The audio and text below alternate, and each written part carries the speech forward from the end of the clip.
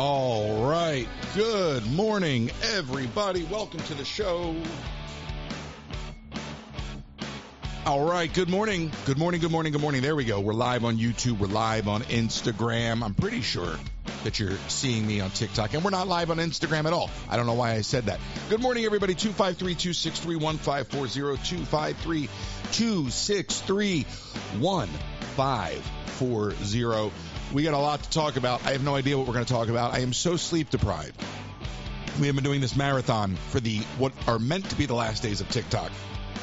So we're going to take your calls. I have half a voice.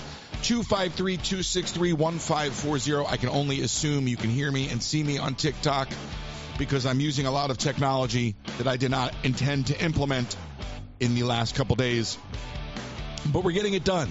That's what's important here. We're getting it done with your support.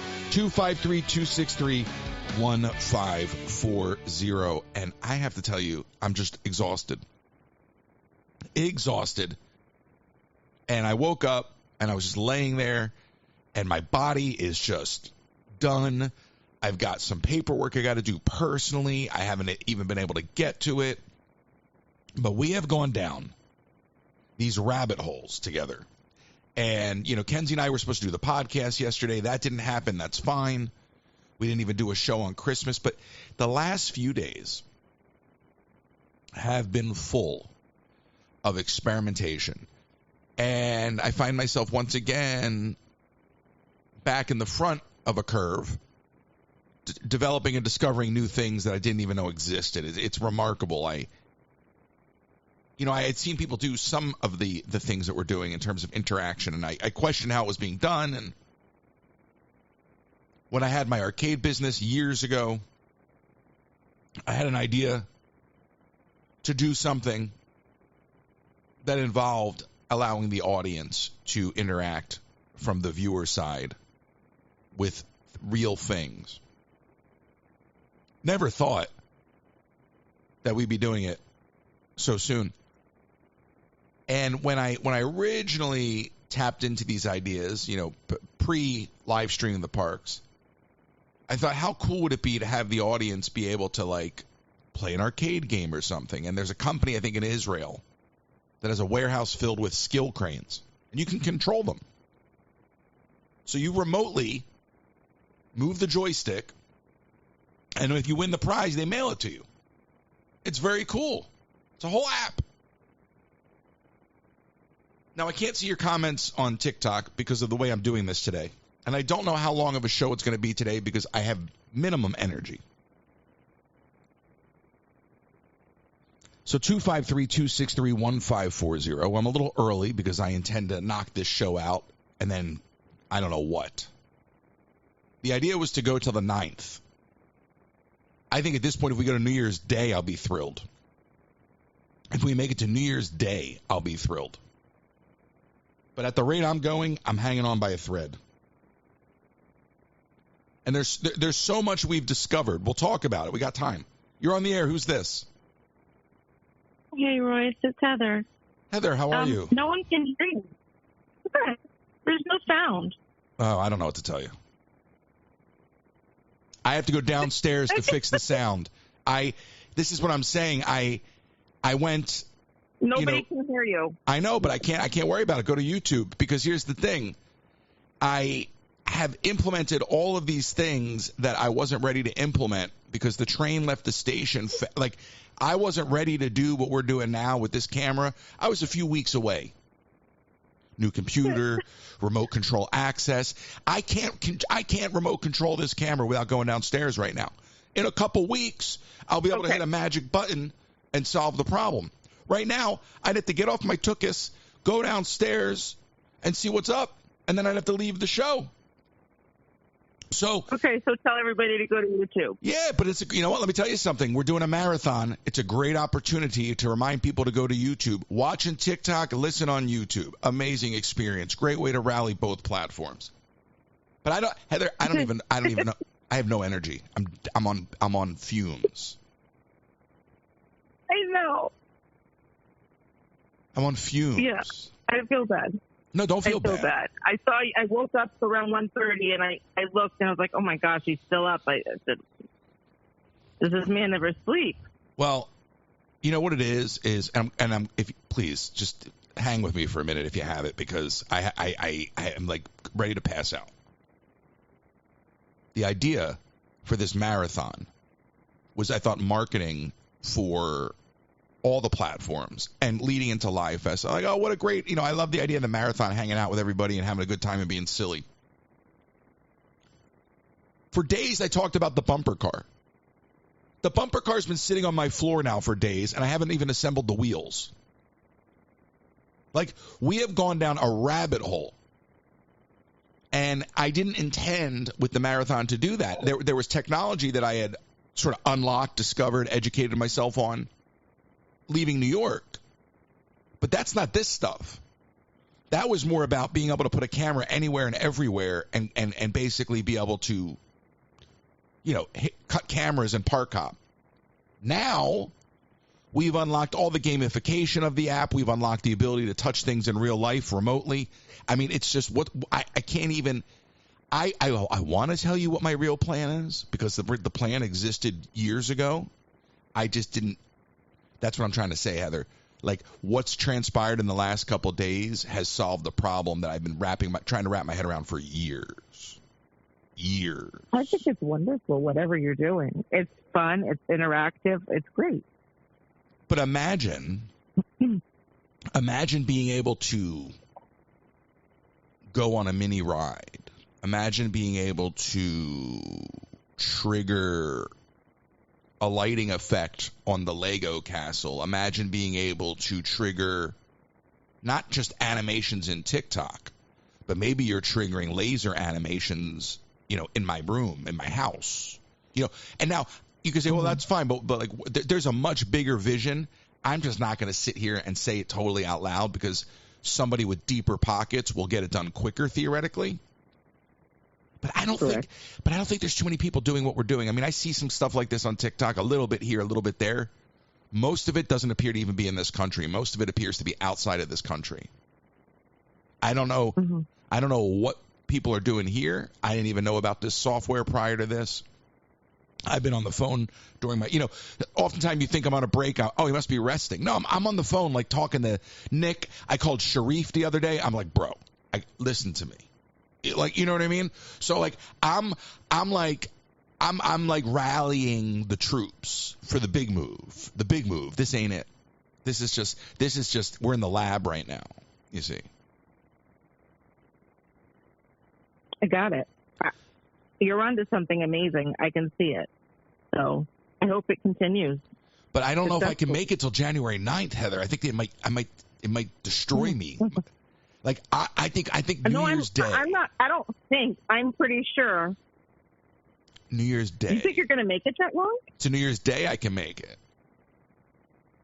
Oh, okay. By the way, I woke up this morning to I feel targeted because I opened up, like, Twitter for half a second. There's a Dunkin' Donuts ad, like, right, and I haven't had any coffee this morning because I didn't have time. I was like, can I leave the house? And no. Not only do I wake up, there's not only a Dunkin' Donuts ad right in my Twitter feed, but it's a Sabrina Carpenter exclusive brown sugar oat milk shaken espresso drink coming to Dunkin'. Do they really need to convince me to keep going back to Dunkin' anymore? I feel attacked. I mean, you seem like a Dunkin' guy, but I grew up on Dunkin'. Dunkin'. Yeah, I did too. But you enjoyed the Starbucks contest. I think for me, a hot cup of dark roast from Starbucks is fantastic.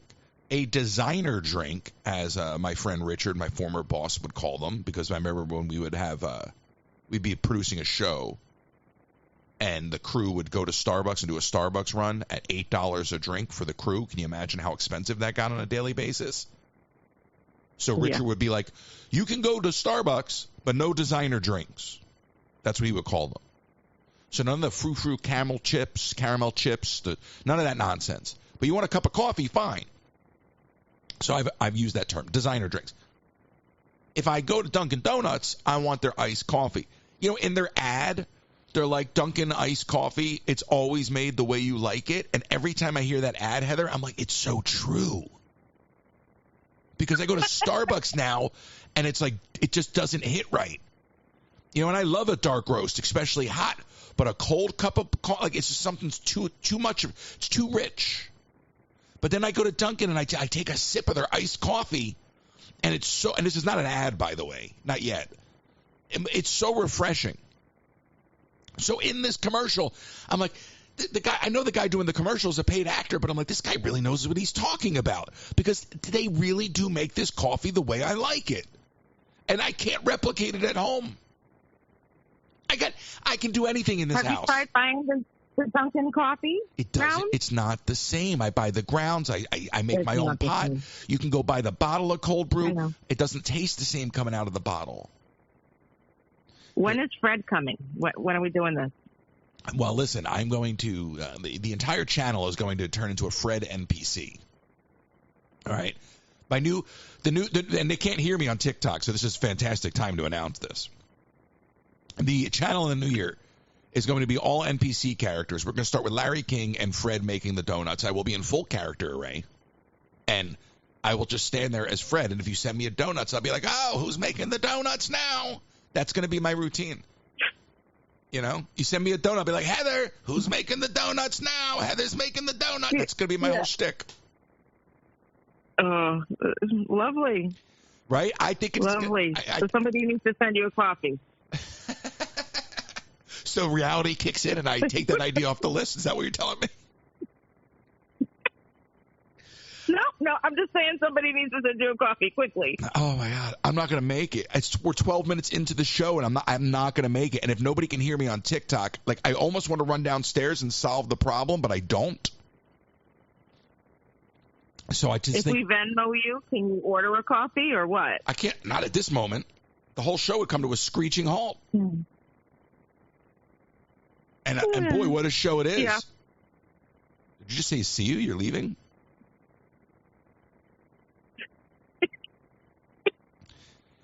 I have half a voice.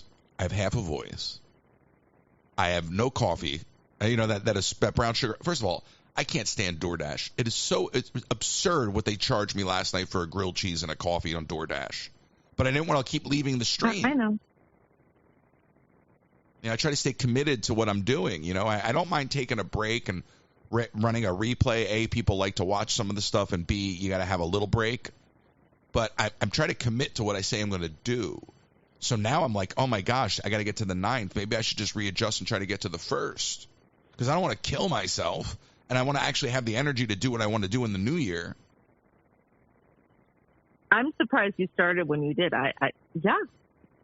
Well, I wanted to debug things. I wanted the time to build up a runway. I didn't want to start. In other words, now people know. You know, now we're days into it. Even with those couple breaks in the beginning, people get it. We're days into it. You know, that's why I didn't want to. Right. Yeah. Well, it's working. It's fantastic. I'm trying. Hopefully, we get to see the bumper car today. Yeah, we'll get there. We'll get there. We'll do this show. I'll get some coffee. I'm surprised you can't hear me because I literally made sure to add the microphone knowing that would be an issue. So just encourage them to go over to YouTube. Well, yes, we did. And it won't be a long show at this point. I'm waiting for Laura to call in. I think we're going to talk to her daughter. There's the inevitable Ellis call. There's the commercial break. God forbid Kenzie calls in to make up for her transgressions from yesterday and the day before and the day before that. And then we'll be out of here. All right. Good talk. Yeah, nice talk. Talk to you later. Thank you for everything, Heather. You're so welcome. Bye. Hey, that was Heather. Heather, who saw Wicked. I still haven't seen Wicked. Heather went and saw Wicked. She took a 2-hour Uber to go see Wicked.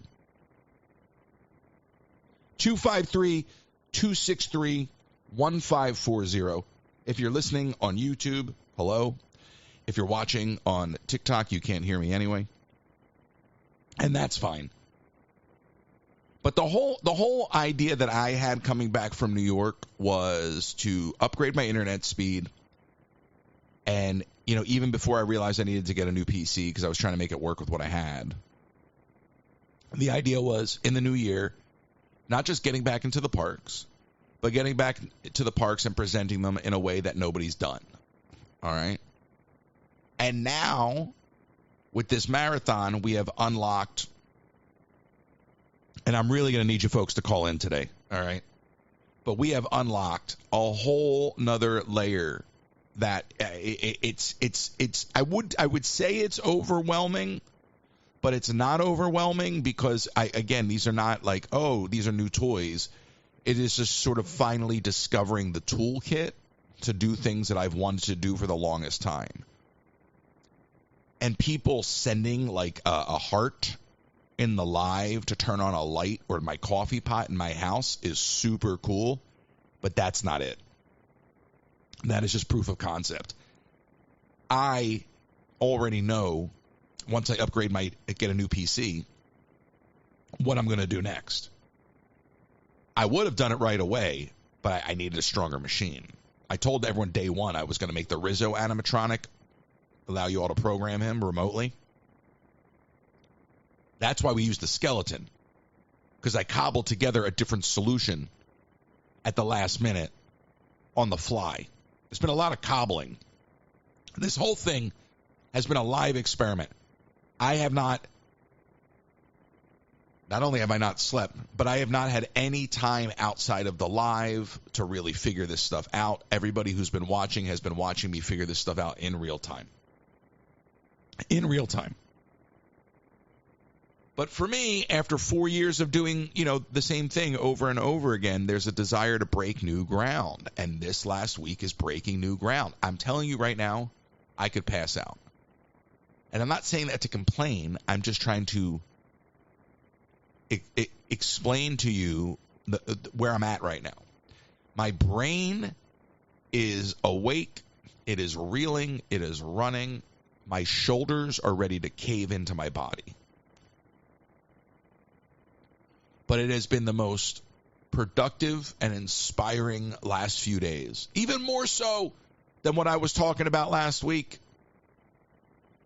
That's what's crazy, is last week I was talking to the audience about, oh my gosh, imagine we're in Epcot and I just click a button on my phone and we cut to a camera in the Magic Kingdom and then we click a button and we're in Fantasmic.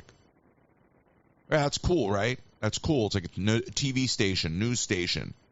I could get you anywhere. I could use technology and we don't ever have to wait in line. You can go, and now we haven't even done that yet. Yesterday, people were literally sending gifts in the live to unlock ride replays. When I started these streams in the early days, we used to get trolled all the time. Like, there's no way this is live. It's only 7 a.m. in California. And we're like, well, we're in Florida. There's the answer to your problem, rocket scientist. You can hear my stomach. I can hear my stomach. And I always said, I know how to do replays. I know how I would do them. But I never wanted to do replays to be disingenuous. And then there was the Tokyo replay, which has been run into the ground because that was an idea that happened in real time. And I was like, oh, I'll produce a video and I'll play it while I'm sleeping in Tokyo. And the audience can go live in Tokyo, even though we're not allowed to be live in Tokyo. If I only would have known how well that worked, I would have made 4 or 5 of those. So what am I saying?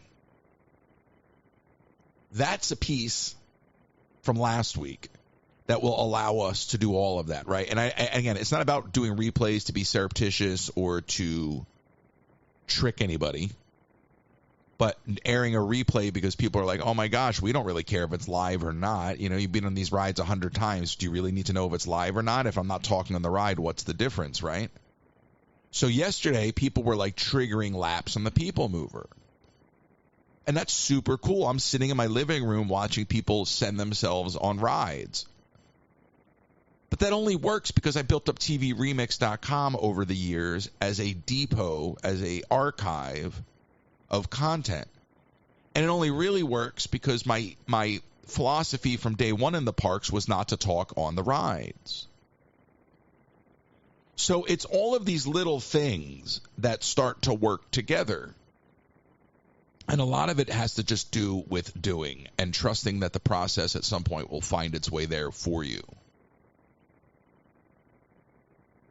So I don't intend to do a whole bunch of replays like that. We're just playing with the functionality. But we had people switching the camera in my house. So now, imagine we're in the Magic Kingdom running around riding a ride, and we used to say, you send a corgi for every lap on the People Mover. Well, now I could tell you that I could get you on Rise of Resistance if you really want to go to Rise of Resistance next instead of Carousel of Progress, and you have the control to get us there. Just meet the share goal. 1,000 shares, boom, we leave the Magic Kingdom and we go right to Rise of Resistance. Live. Again, that's not even what I'm thinking of doing with all this technology. I'm just giving you the features.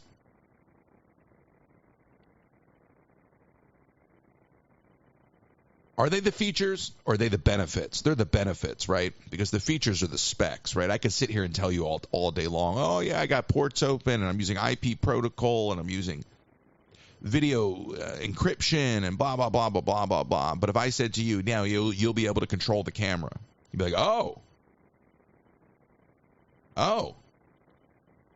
who cares how fast your internet is? What does it mean for the viewer? You'll be able to control the camera. And you've seen the proof of concept of that over the last couple days. Now, take that interactivity element, right? Take that functionality of being able to put a camera anywhere in the world and cut to it and marry those together. Now, you can do literally anything. I could literally have somebody say, if we hit this light goal, we're going to Tokyo. And not a clip, but a live feed. Or you can have the same feed on 4 or 5 different platforms with 4 or 5 different camera angles. And you can control them all. I mean, there's just, I can't even begin to go down this rabbit hole because I will just sound like absurd with what we can do. But when I look at what I've worked on over the years, from documentaries to being involved in TV production to producing for other content creators, podcasts, social media influencers, whatever, all these pieces are now lining up for me. All these pieces are lining up. Gamification. I've talked about this before. Remember Farmville? Farmville was click, click, click inside of Facebook. Zynga was huge. Zynga skyrocketed. All it was clicking. There was no game. All you did was click. Well, people love the tapping. And if they know that the tapping is getting them points and the points spin the wheel and the wheel unlocks a feature and it's all free, people love that stuff. And that drives up engagement. And now people aren't just watching a screen and, no pun intended, falling asleep behind the wheel, but it's driving engagement. It's driving engagement. It's wild to me to think about the potential that we have unlocked.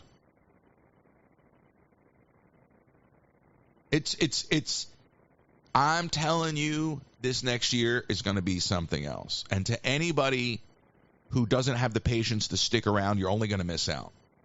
Because not only are we going to be back in the parks, but we're going to be doing so many different things. We got the educational stuff. I mean, this marathon started with the 3D printer. We haven't even looked at the 3D printer, I feel like, in 2 days. There's just so much going on. But for me, not only a discovery process and a learning experience, but being able to actually turn that into live content to share with the audience, that's new to me. Normally, this is the kind of stuff I'm doing when I'm not live, and people go, where'd he go? Where is he? Where is he? We haven't seen him. Is he okay? Well, I usually got my head buried in technology, but this time I'm doing it on the live. So nobody can say, where is he? At the most, they can just complain that I'm not doing what they want me to be doing, which is never going to change. But people can see in real time. It started the other day because we were dealing with the inactivity issue when I wanted to get some rest. And Greg goes, well, you could do this, that, and the other. And I go, I don't know how that works. And They've never told us about that, and I think a lot of that stuff is probably just kind of manual. You know, you see people like send a corgi and it knocks somebody into a dunk tank. I'm like, I bet you there's somebody just hitting a button, you know? I said, but I'll look. I don't think there's anything like that I know of. But if it's out there, I'll find, you know. Off to the races. That guy disappeared for 24 hours to go deal with real life, came back. We had animatronic skeleton going off in the background. Lights are flashing. I mean, it's nuts. It's absolutely nuts. 253-263-1540, 253-263-1540. We did not do a podcast yesterday with Kenzie. I know Kenzie was traveling. We didn't do one last week because of the holidays. And by the time, you know, she got home and got settled in, she had stuff going on. I had stuff going on. And as much as I want to give you a 3.5-hour show today, I'm not even really, I don't even have the physical strength to do it. I don't. So we're going to try to get to an hour and a half, maybe. We're going to take your calls. I think Laura's going to call in. I don't know if Ellis is calling in, although according to Ashley, Ellis always calls in. 253-263-1540, 253-263-1540. Help me out, because I'm just trying to get to a cup of coffee at this point. Like, I need a large ice black Dunkin' cup of coffee.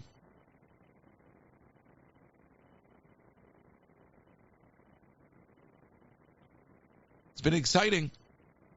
I'm exhausted. Like I said, my body is exhausted. I feel like my shoulders are ready to cave in, but my brain is on fire.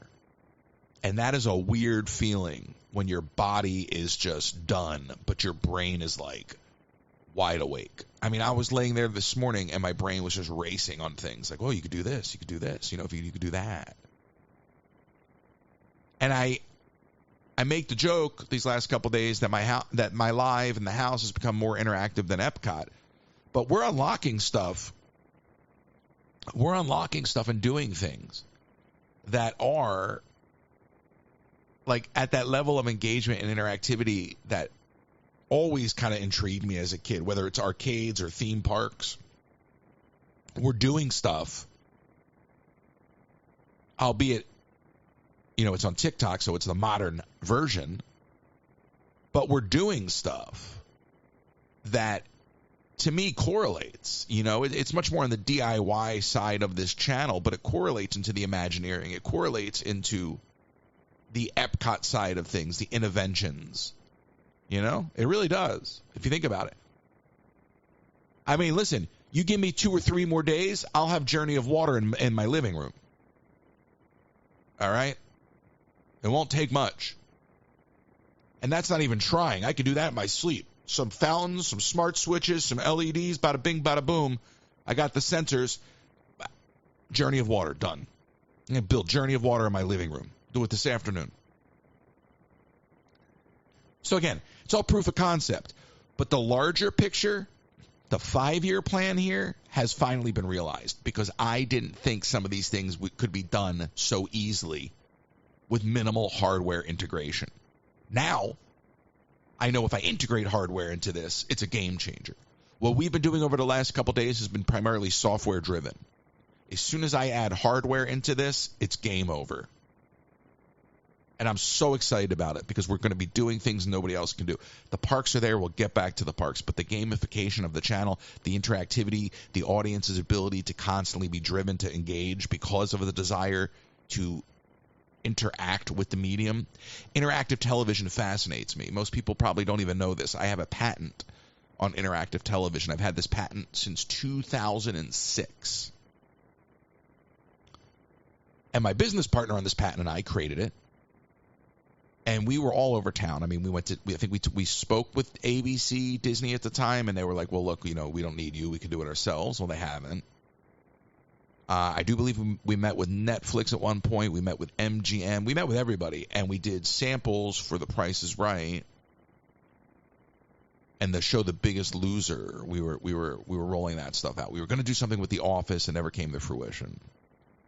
Got very close to doing business with Amazon on this patent. Got very close to doing business with Mr. Cuban on this patent. And I say all this because I've been chasing interactive television since 2006. 2006. I have been chasing interactive television since 2006. From the choose your own adventure side of things where you can drive the next scene to being able to gamify content to being able to Shopify content. I mean, I've literally sat in these meetings with agencies. I own 2 patents on interactive TV now.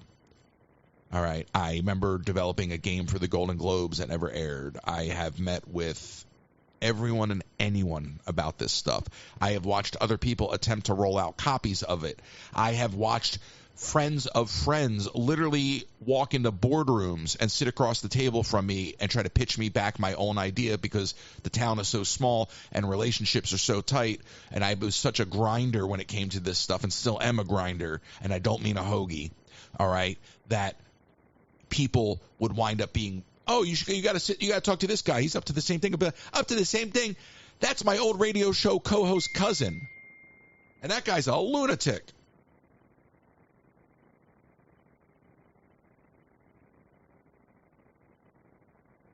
You're on the air. Who's this?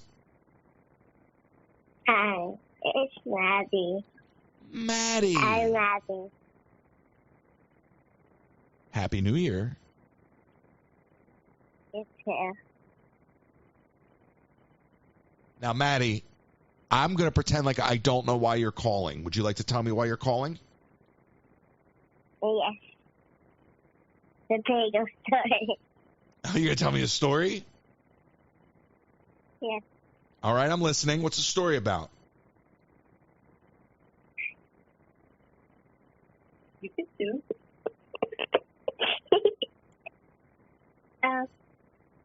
When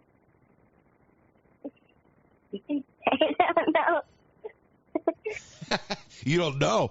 Is it about a bagel? Yes. You like bagels, don't you? Yes. Yeah. And you're 6 years old and you love bagels already? Yeah. Wow. One day there was no bagel. So, Maddie, I heard that you love bagels so much at the little old age of 6 that when they took bagels away from your lunchroom, you couldn't take it anymore. Yes. What did you do? Nothing. No, you did something.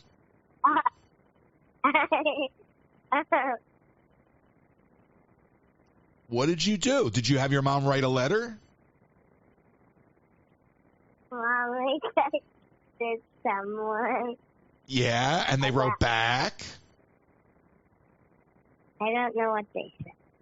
But did you get They your... said, What'd they say? they said yes. So you got your bagels back? Yeah. I love that. Did you laugh when you got your bagels back? Like a, ha ha, I got my bagels. Yes. That's awesome. Good for you.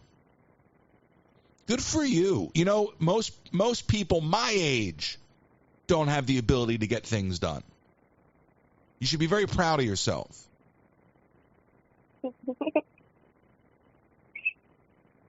Obviously, you don't take me seriously. I can tell that by the laughing. But I'm proud of you. That's funny. I'm proud of you because that's a big deal. You know that, right? No. Now you know because I just told you. That's a big, big deal to get them to they took something away and you spoke up, you stood up for yourself and you said, no, I want my bagels back. Do you like donuts? Yes. You do? Do you ever go to Yeah. Dunkin' Donuts? Yeah. Yeah? I had a friend there named Yeah. Fred who used to make the donuts.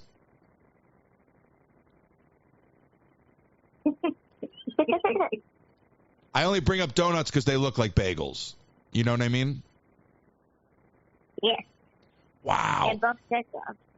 They're delicious. Let me tell you something. I've been eating way too many donuts lately. So listen, Maddie, could you use your superpowers to get me a Dunkin' sponsorship? Could you, since it's bagels? Yes? Yes, please. All right. Okay.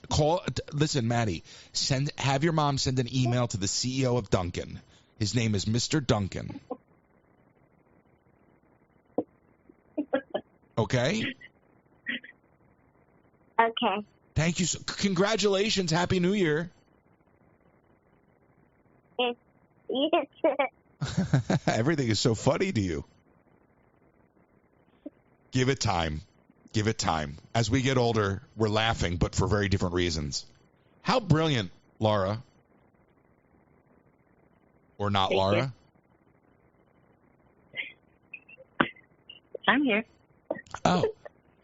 Boy, that kid laughs more than Ellis.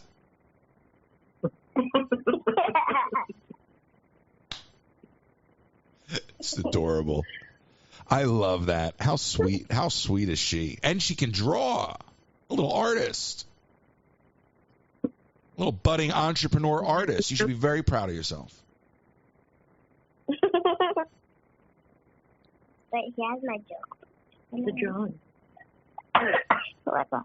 I have the Joe Coconut you drew on the board. Here we go. And it's autographed, which means the street value on that thing is through the roof. I'm gonna wait till you become a very famous artist, and then I'm gonna take it to a museum and be like, how much can I get for this?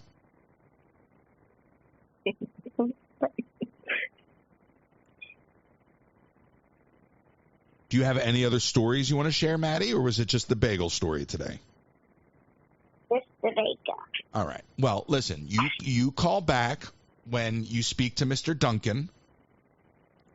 Although technically Duncan would be his first name, his last name would be Donut. So you call back after you talk to Mr. Donut, Mr. Duncan Donut, and you let me know what's up. Okay. All right. I'll talk to you next time. Happy New Year.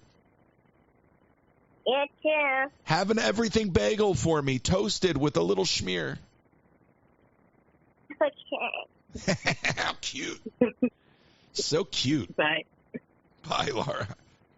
See, like that makes me want to have a child. But then there's, all the reality of a child. But how cute. How cute. I knew she was going to call in. Thank you, Yoey, for that. I don't know why. Sometimes the phone system sort of locks up on me. And I can't see that there's a call in the system. And I know we're battling over on TikTok a little bit with things as well, just because I'm like doing the Benny Hill thing, spinning plates. 253-263-1540. All of this technology, for me, goes back to 2006 when I developed this patent. And the funny thing is, I had read the Keys to the Kingdom book, the story of Eisner, right? But the other book I read was Barry Diller's book. Barry Diller is the one who actually worked with Michael Eisner. I think he was his boss at Paramount. Barry Diller created the fourth network, the Fox network. Barry Diller, everybody said there's no way you can start a fourth network. And Barry Diller said, watch me. And he created the Fox network. Barry Diller is married to Diane von Furstenberg.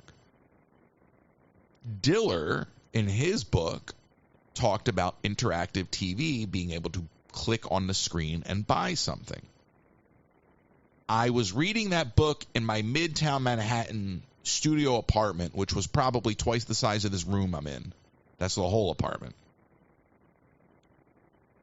And the light bulb goes off. And this is 2004. By 2006, I'm in LA, and we have filed for a patent. And it's funny, I've never shared this story with the audience before, but here we go. So we developed this patent for interactive shoppable television, shoppable television, video hotspots. You're watching whatever show, and there's a bottle of Tide in the background. Oh my God, I forgot Tide. You click on it, it goes into your shopping cart, API'd into Walmart or Target, whatever, right? So we're developing this. So we partner up with a company called Reveille. Now this is so weird to say this out loud to you right now. We partnered up with a company called Reveille. Reveille produced The Office for NBC. Ironically, or unironically, Reveille was started by one Barry Diller, the very person that inspired me to go out and get this patent. So now I've got this patent, and I'm partnered up with Barry Diller via his Reveille production company, and they want to use The Office. We're on the NBC Universal backlot, having meetings with everybody, developing stuff for The Biggest Loser, developing stuff for Fremantle, Price is Right, trying to get into the American Idol stuff. It was very early days.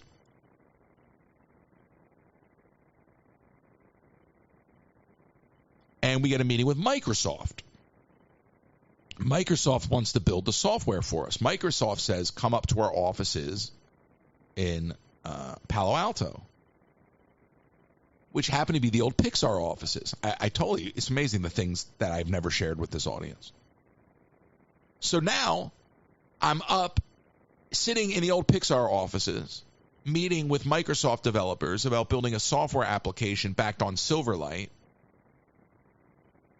using the Silverlight codec, to integrate interactive video elements into television. I've got to deal with Microsoft. I've got to deal with Reveille. I'm working my way through.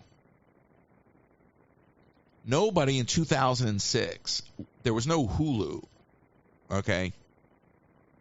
There was no Netflix streaming. Nobody wanted to disrupt traditional ad revenue back then. I have spoken to everyone and anyone about this technology over the years, okay, and its full potential. So interactive television, not even lives, we're talking pre-produced content. Interactive TV is something I have been chasing for a very long time, and if we're just going to count it as 2024, when I read that Barry Diller bio, that would put us at about 2 decades ago. So the events that have transpired, the things that I have unlocked, the things that I have discovered in just the last few days, personally for me, it's wild to say this out loud. It's the culmination of a 2-decade-long journey. 2 decades.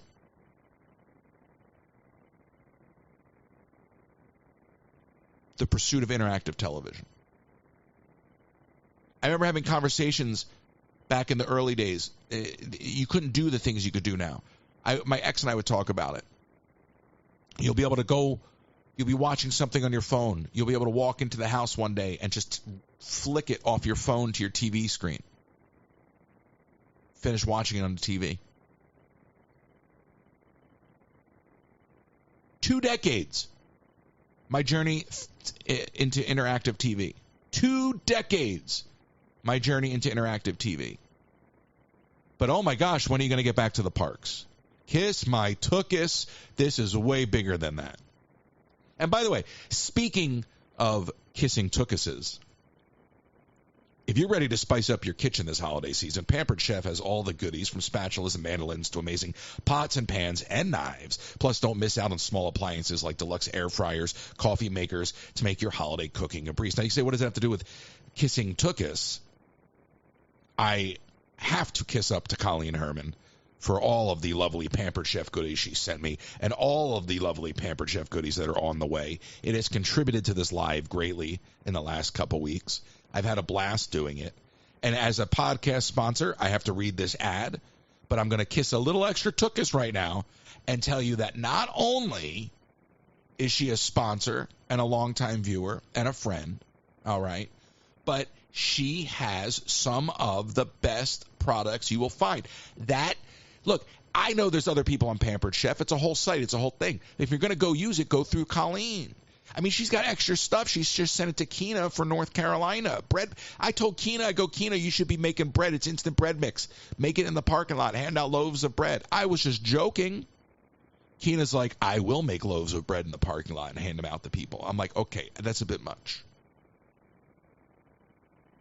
So if you're going to use Pampered Chef, pamperedchef.com/PWS/Colleen Herman, and get the bisque and the beer batter bread mix. A half a packet of the bisque mix in with the beer batter bread. Just use water instead of the bubbly stuff.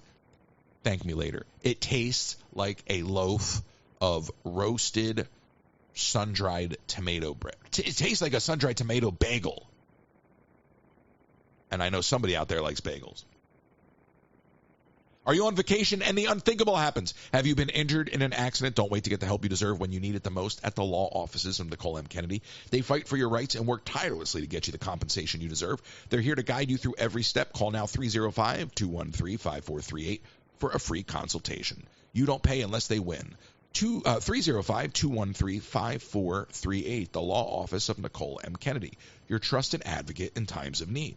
Last minute shipping from the parks. Do you need to ship that last minute package that you bought, that last minute impulsive purchase?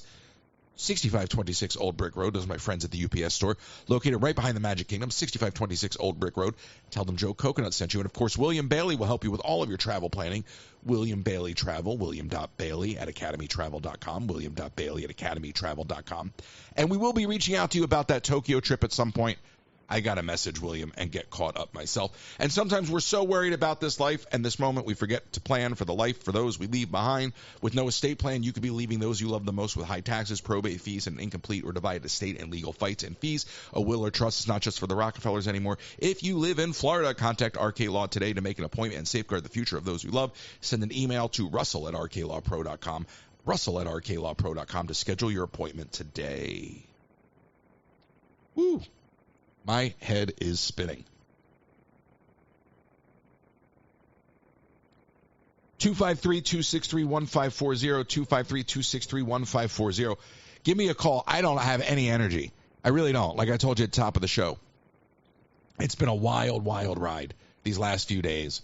And like I said, for me, the culmination of 2 decades of pursuing interactive TV, and somehow it all just happened in the last 48 hours that we're doing things that I've been thinking about for so long, and now I have unlocked the potential to do things that I've been wanting to do ever since the arcade business was on ice. Very exciting for me. Very, very exciting for me. Now, what we're going to have to do here, because I know folks on TikTok can't hear me, is I'm going to take another call or two if we have them, and I'm going to get you your radio show done. And then I'm going to pop back downstairs where you can actually hear me on TikTok and chat for a minute. And then I'm going to get coffee. And we're going to figure out what we're doing with the rest of this marathon. Because the way I feel right now, and I'm not complaining, I'm just communicating. Everything up here, wide awake, ready to rock. Everything from the shoulders down, ready to collapse. But so excited, running on adrenaline. 253-263-1540, 253-263-1540. What I really need to do is like a nice shave, a nice hot shower, a nice big cup of iced black coffee, little gardening. What? 253-263-1540, 253-263-1540. We're live on YouTube. We're live on TikTok. Now, do me a favor, if you're listening to this podcast, please go follow on TikTok. Please go to the link tree and follow on Twitter and Twitch. There's Instagram and, of course, YouTube. We're already live on YouTube and TikTok, so you're following one of these theoretically already. But go check out the other ones because they're all there, right? And part of this marathon was to create awareness for all of the platforms. For a while now, people have been saying, what are you going to do when TikTok goes away? I don't think it's going away. But we already are on YouTube and Instagram, so I don't feel the need to panic. We've added Twitch to the equation because of some of these larger things that I'm looking to do in the new year. The last 2 days have derailed me from even going on Twitch. But we're going to get it done. And we're going to chat. And I know because people can't hear me on TikTok, it's fine. But we're going to chat. We're going to figure out what we're doing here with this marathon. But as long as I get coffee, I can keep pushing. All right? I can keep pushing. It's been a wild ride. We'll get back into a groove. We go to the Live Fest celebration on the 10th to LA. We placed number 7 in Live Fest, which is a remarkable achievement.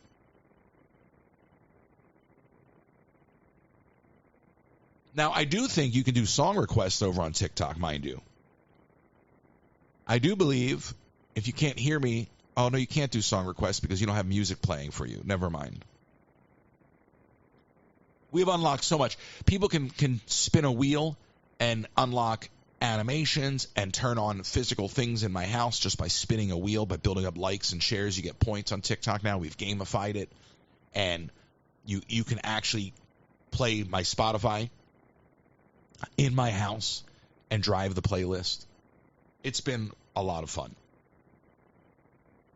And now that we have Maddie's help, we're going to get that Dunkin' sponsorship. I can feel it. We're going to get that Dunkin' sponsorship.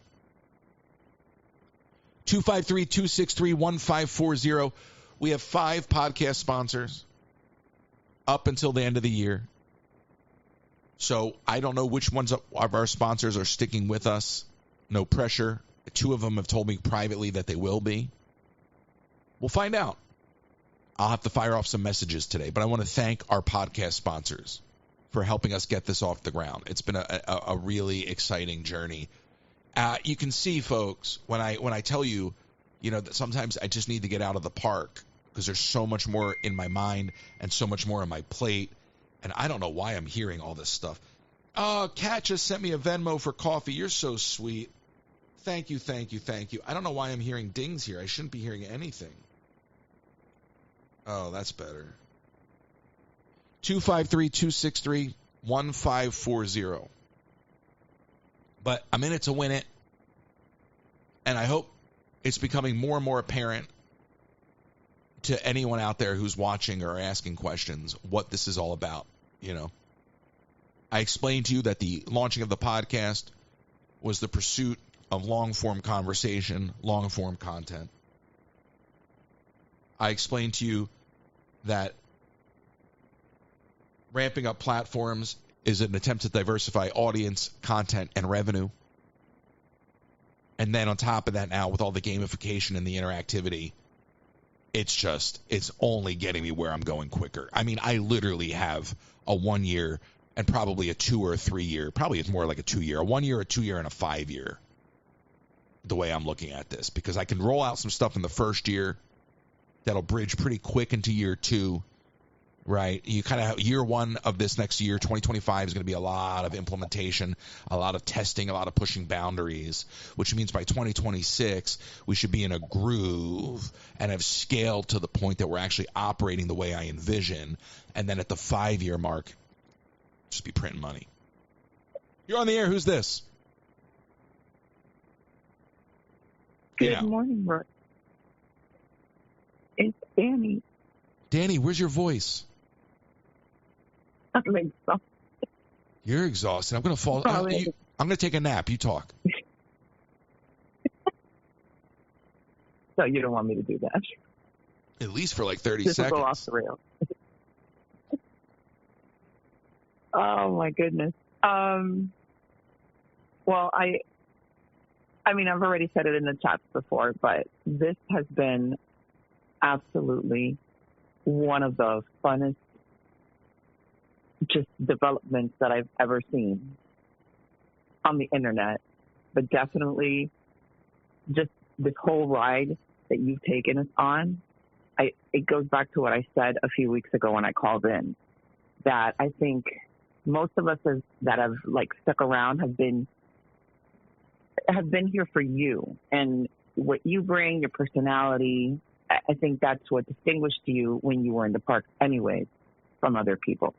But now that we get to see you every day, I think that was kind of like the thing that was missing when we were in the park, because obviously you're streaming the park. So the amount of time that you were on the screen was, basically non-existent. It was just your voice. But now we get to spend a good quality amount of time with you, whatever you're doing. And it just goes to show that in my opinion, you are the draw. So whatever you do, whatever you decide to do, we're here for the ride. And these last, 4 or 5 days have just been insane, but very enjoyable. Has it really been that many days? I feel like it's been 2 days, and it's been stuck on 2 days. I mean, I think it started on Thursday. Did it really? I think so. Because Friday was from Friday to Saturday was the night that I stayed up like really long with like Stacey Ann and stuff trying to keep the live going. So I know that I haven't pretty much slept since then. Oh yeah. You know what it is too. It's like and I appreciate the support, and I know you know that, and you're amazing. But it's just one of these things where like I don't even. I mean, I'm going to say this out loud for the benefit of anybody that has an entrepreneur burning inside of them that doesn't know how to unlock it. I need to make money to live. We all do. Okay? I don't need to make followers to live. Okay? You need to make money. But there's a conversion rate. So in theory, the more followers you bring in, the more likes, the more shares, it feeds the whole machine, and then it trickles down at some point and it converts, right? Whether it's following me on YouTube and Instagram and Twitch, or whether it's revenue, a podcast sponsor, all of the pieces to the machine. I get into this mode, Danny, I don't even care. I'm like, upgrade to Spotify Premium, let's go. Like, I just wind up putting every penny right back in. And if I'm losing followers in the process, I don't care. Because I know once this is dialed in the way that I envision it, it's going to be, everyone's going to be wanting to watch or wanting to do it. So I don't know what's going to become more successful for me. Me being able to produce other people with this stuff, and not just the stuff from the last 4 days, but the stuff prior, everything that's gone on from New York forward. It's like I can do it for me, but I can also do it for other people. So I've suddenly just unlocked all of these things that I've been chasing for 2 decades. And it doesn't matter to me. It doesn't, you gotta make, you gotta generate revenue. You gotta, that's why you set the goals up. But I know not having the gift goals hurts things, and some people can't give subs, and we're going to go below 650,000 followers. We're going to celebrate dropping below 650,000 followers soon. But I don't care. Because I know that on the other end of this, the upside is so much bigger. You know what I mean? Well, I think part of it right now for you, just an observation, from a viewer standpoint, we're seeing you come up with all your ideas live just because of this whole marathon thing. So obviously, if you were to come up with all of this stuff, we wouldn't see the wheels turning. We would just, you'd present us with whatever you were going to do next. But seeing the process, at least for me, I think it helps a lot because it's a natural progression. I mean, I wasn't around when you first started streaming the parts. I just came in on, now when everything was established. I believe June or July. Right. So you don't get to that point until you've, stumbled and kind of caught your footing someplace and figured out what works. And sometimes that takes time. So right now you're in that stage again. And I've seen other content creators on other different platforms, not on TikTok. And I followed them for years when they had maybe 100 followers. And now they're in the hundreds of thousands. And I think back to when I was first with them, and they would talk about, I don't know if anybody's watching. I don't know if this is worth it. And now they've reached that point of success where it has a life of its own. So I think if you're doing something that you feel is the right way to do it and it's the right direction to take, then just do it. Everybody will follow. Anybody who who is here for the right reasons will follow. If somebody's just around for the parks, there's hundreds of people that stream the parks, and they'll go there, and it's no big deal. But I don't feel like the majority of people are. I've seen a lot of support for you from Live Fest on, especially during this weekend. I mean, people that, were willing to give up hours of sleep just to make this work for you. So sweet. And I think that speaks a lot to who you are, because you bring that out of people, that thing of I want to help, I want to see you succeed, I want to be part of that process. I just like to do the impossible, and that's where the whole Disney side of me is wired. It's the Imagineering, it's the DIY, everything that Walt said. Walt, when you said "Don't you dare" last night, I was like, well, now I'm going to prove you wrong. And that's what I love about Walt's legacy is Walt. As soon as Walt did something with great success, he moved on to the next thing. He didn't want to go back and do it again. He was like, great, I conquered that mountain. There's still people trying to. There's still people trying to do lives in the park and find their success. And I hope that they do. I'm not knocking them for that. And there's still people that are chasing that trend. I'm not abandoning it. I just don't want to be on the back end of a trend. I want to be on the front end of a trend. And that's typically where I sit, is on the front end of things, because that's where my brain is. There's something that I noticed this weekend that I was going to bring it up in the live, but I thought it was loose translation in the chat. I just happened upon someone that was in a live, a content creator, and all they were doing was sitting in a chair, throwing balls inside cups. Uh-huh. That's all they were doing. Uh-huh. And they had about, I want to say, 4,500 people watching that. Yep. And I was thinking to myself, okay, so there's 4,500 people that enjoy watching somebody throw a ball in a cup. There's literally something for everyone. Well, and you have to ask yourself why that works. The reason that works is because it becomes very addictive to watch, because you're wanting to see, you want the dopamine hit of that ball completing the sequence. Correct. Yeah. So but to a certain point, even though that's not truly false engagement, it doesn't. How do you go beyond that? Because we've talked about these in these TikTok meetings, the notion of false engagement. You see those lives where people put the pin near the balloon, but the balloon never pops. That would be considered false engagement, because you're not really giving people the thing that they're expecting. At least with the guy throwing the ball, there's a payoff there. So those numbers are that high, right, because people are waiting for that payoff. But the audience is there for him. Like what you said, the addictive part of it. Yeah. Everyone has their thing. So, if there's people that their thing is just, I want to obsessively watch live streams of a Disney park, then they will search for that ad nauseum, and that's all they'll watch.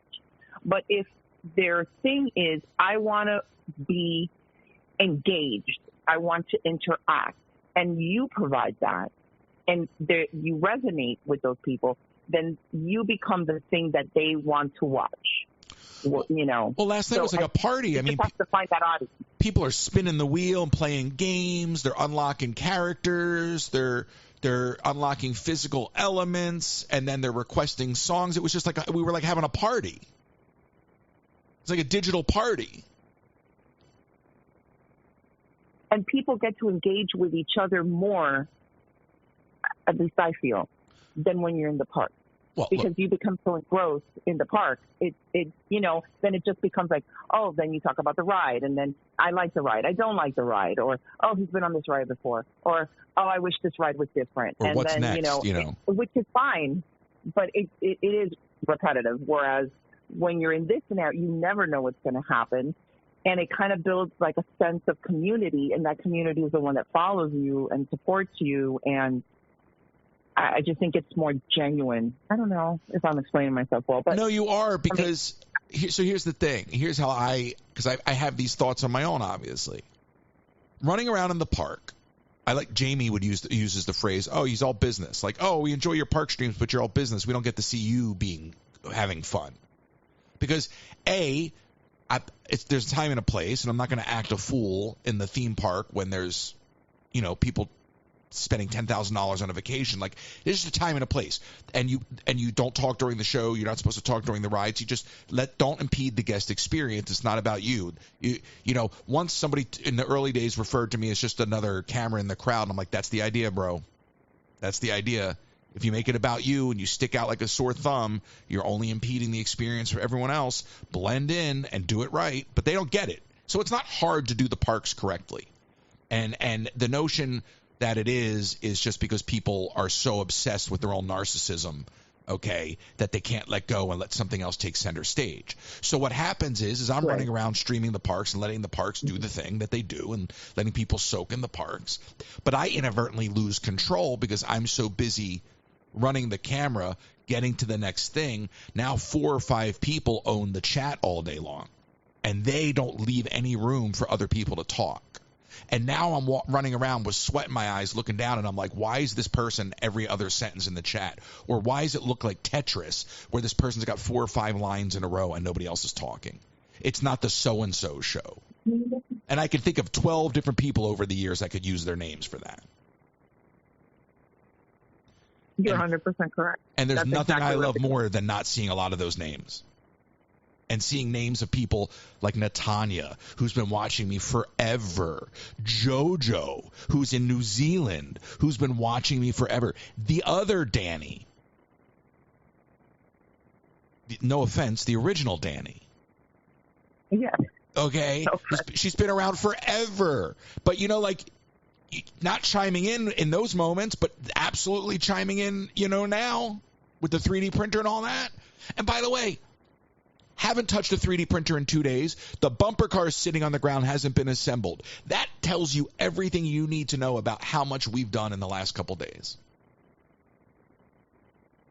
Oh, you had your eureka moment, and you're running with it. And then I can tell the moment that I saw that car arrived and you didn't touch it, I felt like, oh God, this is just going to spiral in a good way, but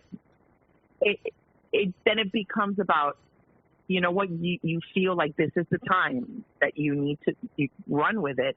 And if the idea struck and everything kind of started falling into place, yeah, then do it now. Why wait? There is no better time than the present. Well, I have learned, that's all I want. but that's entrepreneurship. And I have learned that I trust my instincts. And something was telling me, if you remember, before even Live Fest, I said I want to do a marathon. And then we started doing the Live Fest thing. I go, this is not the marathon. And we didn't even know we were going to do Live Fest this year. This is not that marathon. So this is the marathon, right? And I didn't know what I was attempting to unlock. I was more fixated on some other stuff. But I just knew instinctually that it had to be done to achieve other things. And even I didn't know I would get this far. But it's just part of being an entrepreneur is to take that leap and to trust your instincts, okay, and to not be afraid to fail. Even if it's as simple as oh my God, this isn't working. Like I was trying to get those switches working the other day. I went to Walmart at 6 a.m. By the way, going to Walmart at 6 a.m. is like a horror movie. First of all, the doors don't open. You have to open the doors for yourself. I had to manually open the doors. I'm like, this is weird. Am I breaking in the Walmart right now? So this employee, I almost called him a cast member.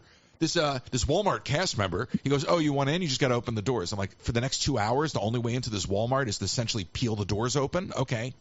So then I'm walking around this Walmart trying to find smart switches at 6 o'clock in the morning, and the only smart switches I can find are locked up in a cabinet. But it's 6 o'clock in the morning, and nobody in Walmart wants to talk to you who's stocking shelves, and nobody's got the key to the fakakta counter to get me my smart switches. So finally, I flagged down this girl like I'm thumbing a ride on the side of the road, and she says she'll be right back. She wasn't. 20 minutes later, I'm standing in the Walmart. She finally comes. She unlocks the thing. She hands me the smart switches.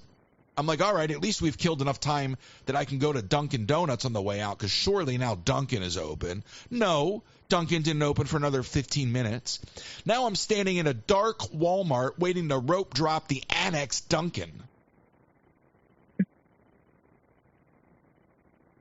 See, I wish you could live stream all that. Do you know these people at this Dunkin' Donuts must think I'm a lunatic? Like, I'm convinced. And I go in there and I'm like, I'm nice, and, you know, I'll crack a joke or something. Like, I'm always trying to kind of, you know, just, if you can make somebody smile, I think it goes a long way in a world filled with miserable people. And so I know that they must think I'm a nut job, because I walk in there and I order like 2 large coffee, like iced coffee. Like, I'll get the $6 meal deal, and then I'll order a large iced black coffee for the road. The 5-minute walk to my car and the 2-minute drive to my house. So so they see me rope dropping Dunkin' at like 6:45 in the morning like a lunatic, and I'm like waiting. You know, the doors are open, and I'm like, I'm not going to be the first one to go up to the register. And I'm like, well, the lights are on. I hear the coffee brewing. I'll just step inside the little annex and pretend to go look at this coffee on the shelf and not be a total nebbish and be the first one in line rope dropping Dunkin', this poor girl. So I'm just eyeing the coffee, even though I'm not going to buy it. I'm just looking at it, you know, and she goes, oh, hi. And I'm like, you take all the time you need. She goes, no, I'm ready. And I was like, oh, perfect. And, you know, so that's my Dunkin' story. So I guarantee they have no, I mean, like, they must think I'm crazy, because I went in there the other day and I heard the manager go, boy, we sell a lot of iced coffee. Our daily sales are up today. We're up $700 today. I go, I think I'm responsible for the uptick in iced coffee sales at this Dunkin', because I was going to Starbucks and they took me from Starbucks. So literally a couple months ago, Dunkin' took my business from Starbucks, and now I think I'm single-handedly affecting the revenues at this place. With the amount of coffee you consume, I would say yes. I think so. And now I think they're on to me, because they have a buy one, get one free, and they've denied me the buy one, get one free twice. I think they're like, no, you're good for it. We're out of coffee. You're Dunkin' Donuts. You never run out of coffee. I'm just kidding. They ran out of coffee? No. They were closing. She had to brew more. But and then the other day I went yesterday, and I was 10 minutes early for the buy one, get one, and I didn't want to wait around. But no, I joke. It's all jokes, because they work their butts off over there. They work their butts off over there. Like, they really do. And so shout out to my local Dunkin', if you're watching, which you're not. You need a Dunkin' sponsorship. They probably think that I'm like just some unemployed guy that plays scratch-off tickets all day long or something. You know, because you're probably not wrong. Listen, I'll walk in there in a pair of like gym shorts, flip-flops, and like a T-shirt. I look like somebody that just came out of like, you know, a homeless encampment. And, you know, and then I pull out my Darth Vader credit card, and I'm like, 2, please.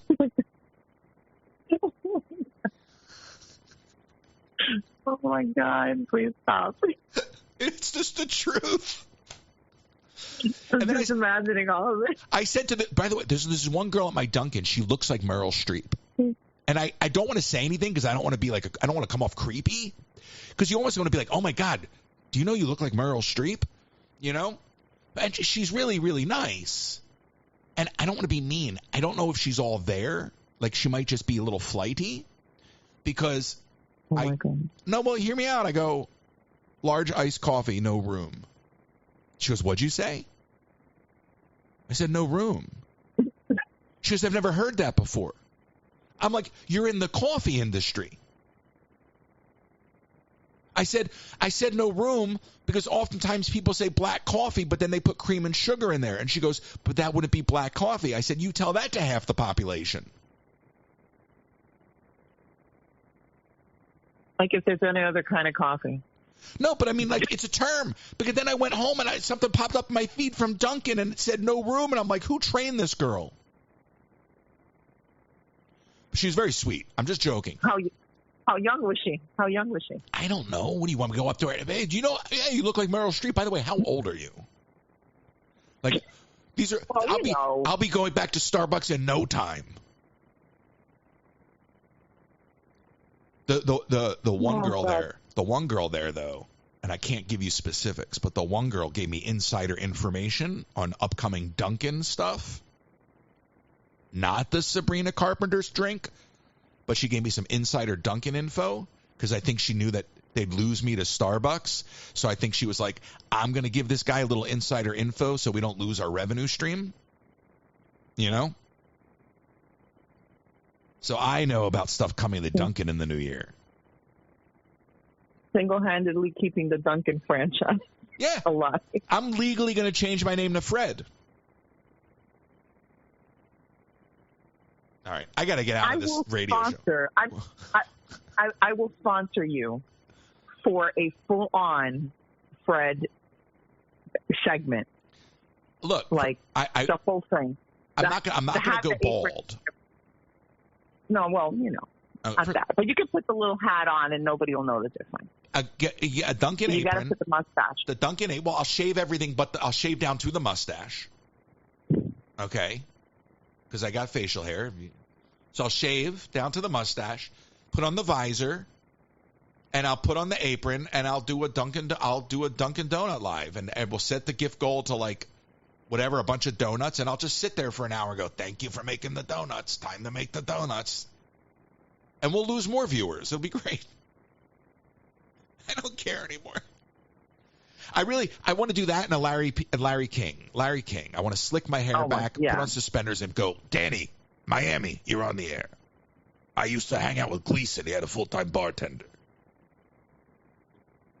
Did you know that, by the way? Jackie Gleason had a full-time bartender? In his house? Yeah, in Miami. Wow.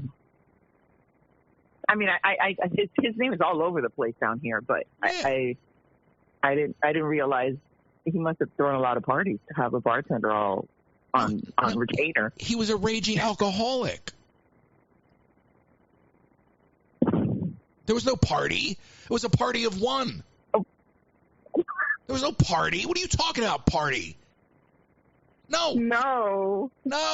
He like Jackie Gleason will wake up in the morning and be like, another martini. You know, like, I mean, he had a full-on bartender in his house on call. And I don't think it was a house. I think it was a condo.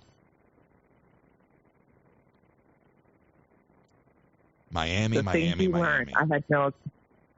Yeah. Well, I mean, don't they have like a Jackie Gleason memoriam over there somewhere? They don't have all that over there. I mean, Jackie Gleason's like Miami personified, no? Yeah, his name is on a lot of things. I mean, more so in Miami Beach, but pretty much. And there's a theater for him, and I've gone there. I don't even know 1,000 times. It's like a little. There's always something going on. The Jackie Gleason Theater. I picture like a little white building right on the water. Is that accurate? It's not. It's close to the water. It's like a few blocks away from Ocean Drive, but it's not a big thing. It's not a big theater. No, it isn't. But I mean, I've gone there to watch. I don't know, like Phantom of the Opera and like concerts and things like that over the years. A lot. And in high school, I think everybody in our high schools here ended up in the Jackie Gleason Theater for something or other that they would produce, and you'd have to go watch it or something like that. By the way, everything in Miami is a couple blocks from the water, so you could have just told me I was wrong. That's fine, but you're so sweet. So what was it about Jackie Gleason that made him a staple in Miami? I mean, I knew his career started there, and I know that like he didn't really leave, right? He always kept his roots there, right? Right. I mean, I think he had like his own like Rat Pack down here. And at that time, I think this was like the place to be, you know, the heyday of Miami. Here's the thing. As a local, I think I get like really peeved, and that's just my personal thing, that people think that Miami is Miami Beach, but they are two completely separate entities. Like Miami Beach is Miami Beach, and Miami proper is nothing like Miami Beach. Like, I don't live anywhere near the water. I got to tell you, a tsunami could hit right now. None of it's desirable. Like everybody, like that stretch of beach where Versace got assassinated? That's Miami Beach, right? Right. What is that? What's the name of that That's strip? Miami Beach. That's Ocean Drive. That's Ocean, right. Which is right. You literally can see the ocean from where you're at. But Ocean Drive is like a little that's tiny strip off the back of Crack Alley, isn't it?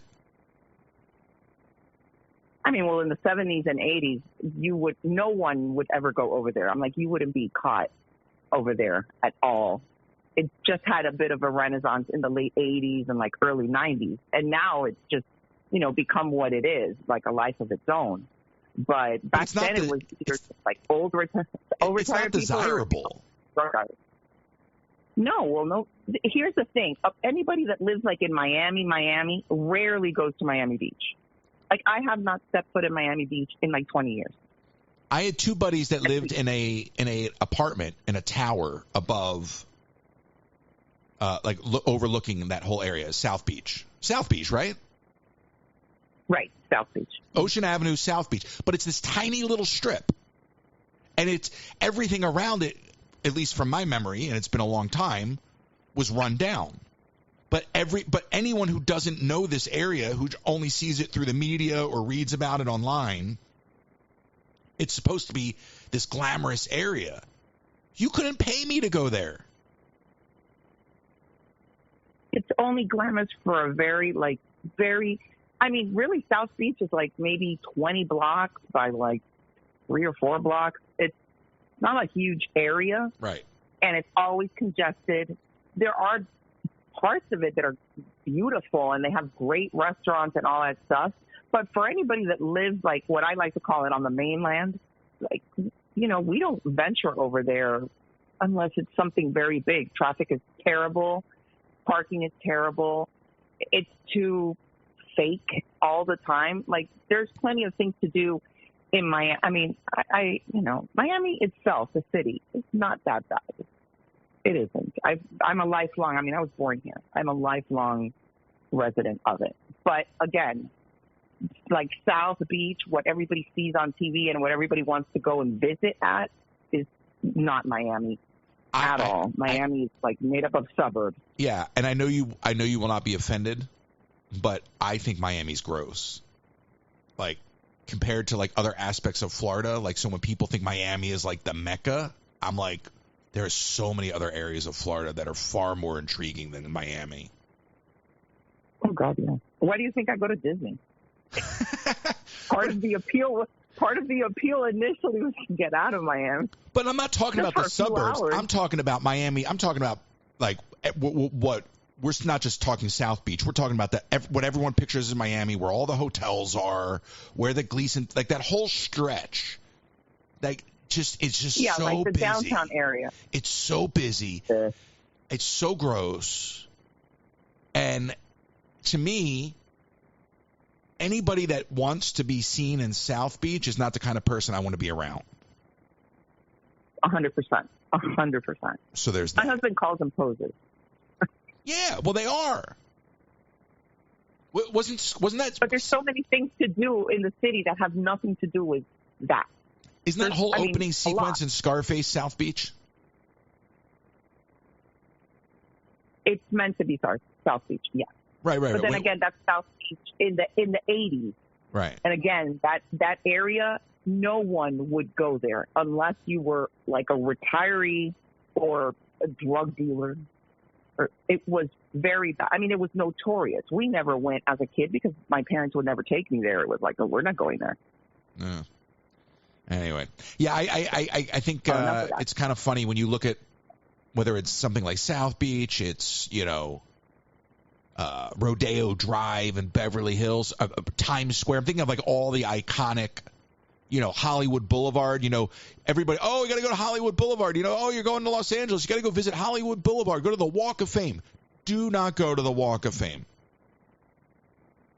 There's nothing worth seeing on Hollywood Boulevard that you can't see on Google Street View. I think it's all about perception versus reality. What's romanticized and idealized, particularly in film and TV, versus the reality. I mean, when growing up, when I would meet somebody from like out of town, they would be like, "Is it really like Miami Vice?" I'm like, no. It is what Not it is. That's, really. but that's what marketing and that's what media and marketing does.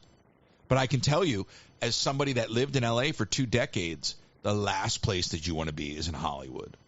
The real Hollywood is in Burbank. Or at least it was. You know, because Burbank for the longest time had NBC, which moved over to Universal Studios. And it was ABC. And Warner Brothers. And they occupied a stretch in Burbank. So for the longest time, you know, and that was where everything was. Like Carson's Tonight Show was in Burbank. It wasn't in Hollywood. Hollywood, the real Hollywood is Burbank. I love Burbank. I adore the city of Burbank. Burbank, California is so awesome. It is because it's like valley, but still city. And it's kind of like a main artery into the San Fernando Valley, and you're right off of the 5, so you can go right down into Anaheim and Orange County. You're right over the hill from Hollywood, so if you did want to go to like a concert at the Hollywood Bowl or something, like Burbank, and then just Burbank is just so gorgeous. Burbank is just gorgeous. I love Burbank. Thank you. That's like the Hollywood that I think of, like of the 30s and the 40s and the 50s, like. I mean, I've been to Burbank. I've been to California several times, and that to me is, in my mind, like that old school, like vintage Hollywood, is that. Yep. It's of that area. It's what I would picture. Like when I think of the, you know, of that the heyday of Hollywood, it's that. So not anything else. I didn't like it. LA. I mean, I'll be absolutely 100% honest. I did not like LA. Oh no, LA's at gross. All. Miami's more gross, but LA's gross. Although it might be a tie these days. Who knows? The when I first moved to LA, I was a page at NBC at the NBC store right there in Burbank. So it was the backside of the NBC studio lot. The Bob Hope Drive was on the other side. That's where you would actually enter if you were going onto the lot. But the other side was guest relations. But guest relations also was Days of Our Lives. So where I would go in every morning, basically, I forget, what was the name of the city, the town in Days of Our Lives? I can't remember what it was. But Salem, yeah. I knew you would know that. I don't know why, but I knew you would know that. Of course. So anyway. Avid Days of Our Lives watcher. Well, Salem was where I went to work every day because all the exterior sets from Salem were part of our guest relations area. And then we would give tours, and we would always stop by Days of Our Lives. And let me tell you something about soap actors. They love to talk. So we're doing a tour, and I got, I don't know, 15, 16, 17, 18 people from the middle of the country with me, you know, pure soap-loving Midwesterners, right? Like these are the kind of people that take the tour. And we go past Days of Our Lives, and this one woman freaks out because there's some actor walking up the hallway between the two sound stages that she loves on the show. Loves them. Well, he comes up. He starts talking to us. 20 minutes later, the tour finally moves on to the next location, and she goes, boy, that guy didn't shut up. She went from being a fan to meeting the actor. It was like, oh, my God, the guy won't shut up. Never meet your idols. Never. I knew a guy that was a soap actor once. Got a letter. He would do soap conventions. Got a letter from a woman who was writing to the actor, not the character, the actor, and said, I don't know if you watch. So this, by the way, this is how aware they are, but yet not. Letter to the actor from the soap opera. I don't know if you watch the show, but so-and-so's been cheating on you with so-and-so. So they wrote a letter to the actor to say that the actor's character's wife is having an affair with another character in the show. They took the time to write a letter to the actor to let the actor know that his character's wife was having an affair. Okay. Yeah. And my first thought wasn't, oh my God, how crazy are you? My first thought was, you think he doesn't get the whole script?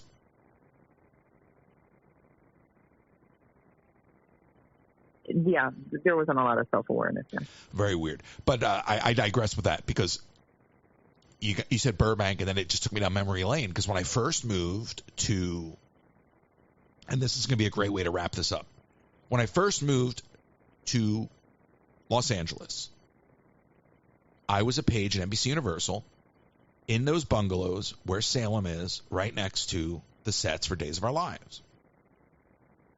And I meet these two guys. One worked there, and the other one was a contemporary of mine. We were in the program together. And we would hang out, and we would just bust chops and cut up jokes and stuff. Because we had the ticket offices where we would hang out. You would answer phone calls. People want tickets for the show. You'd answer the phone. And we were bantering. And I looked at these guys, and I'm like, this should be our show. This should be our radio show. This banter we're doing right here should be our radio show. And I'm new to L.A.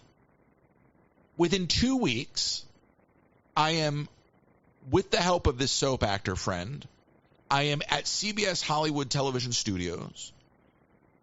I am walking on the stage of The Price is Right. There's nobody around. I'm just looking at how dilapidated the set is up close, because on camera it hides everything. You know, all the sparkly trim on the sides of the sets are all styrofoam that's been chipped away over the years. I'm sure they've updated it. But at the time, I was enamored that the seats weren't raked. You know, they say, come on down. You're the next contestant on The Price is Right. There's barely an incline in the audience. Come on down looks far more of an incline on TV than it is in real life. Anyway, all of this, 2 weeks in L.A., and I'm walking out of CBS Hollywood Studios, Television City, CBS Television City, with a pile of audio equipment on loan from Young and the Restless and The Price is Right's audio cage, because all the stages are right there. 2 weeks in town, and we create this radio show. Podcasting isn't a term. YouTube isn't a thing. It's 2004. And we get 5 manual phone lines, and we start this little internet radio show every Sunday for 2 hours live. We started getting calls from around the world. We were live on a little underground station called Rant Radio. There was no podcasting back then. Okay? Right. Podcasting came out. It took me weeks, if not months, to figure out what it was, because all it was a pre-recorded radio show. But, you know, when you already know things, and then terms like that come out, you're like, oh my God, what? And then you get intimidated, and then you're like, that's not new. You're just dumbing it down for the masses. Okay, fine. 2 years of doing this show, we got entered into a competition to become America's Next Shock Jock. I won the competition, 2 years of doing this show in this Beverly Hills guest house with borrowed equipment from CBS, which started based off of a relationship with a bunch of people from NBC. And we win this nationwide contest, and I become the next American shock jock, America's Next talk show, whatever the name was. Go down Wilshire Boulevard, a 5-minute drive from where we were doing our show, and we sit in Adam Carolla's studio on 97.1 amp radio, and we host our very first live show to all of LA, FM radio. We won. We were getting a morning show on their HD radio station. We were going to record the morning show down the street at our place and deliver it to them every day, and they were going to upload it, and we were going to become the 97.1 HD morning radio show. 2 weeks later, they went from 97.1 talk to 97.1 amp and went all pop. That's when Lady Gaga was at her height, and they just flipped the switch. So that's my story. So when we talk about the gamification that we unlocked, that's 2 decades in the making. Talking about sitting here and having a long-form conversation, still 2 decades in the making. All of the things that I am doing, all of the things that I have done over the last couple years with this audience, all of the growth that you've experienced with me, all of the things that we've accomplished, all of the achievements we've unlocked, it's because it started 2 decades ago. That's why. It's not just because I put my phone out there, hit go live, and got lucky. I've been working these things for my whole life.